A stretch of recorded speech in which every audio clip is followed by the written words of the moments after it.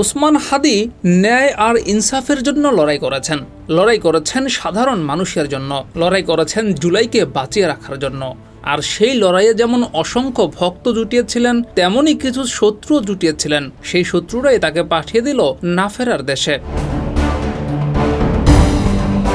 ঢাকা ৮ আসন থেকে নির্বাচনের ঘোষণা দিয়েছিলেন ওসমান হাদি, কিন্তু ন্যায়ের এই সংগ্রামীকে হারিয়ে ফেলেছে মানুষ। এবার সেই আসনে ন্যায় আর ইনসাফের জন্য লড়াইয়ের ঘোষণা দিয়েছেন মেঘনা আলম। বিএনপির হাই প্রোফাইল নেতা মির্জা আব্বাসের বিপক্ষে নির্বাচনের ঘোষণা দিয়েছেন আলোচিত এবং জনপ্রিয় এই মডেল ও রাজনৈতিক প্রশিক্ষক। তিনি গণ অধিকার পরিষদ থেকে এই আসনে প্রতিদ্বন্দ্বিতা করবেন।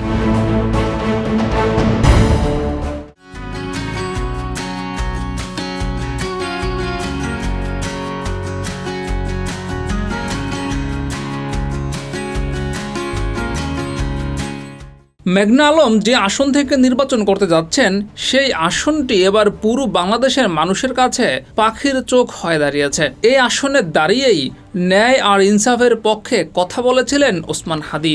এবার সেই আসনে মেঘনা আলম হাদির মতো ন্যায়ের প্রতীক হয়ে উঠতে পারেন কিনা, সেদিকেই তাকিয়ে আছে জনগণ। জিয়াউর রহমান, যুগের চিন্তা।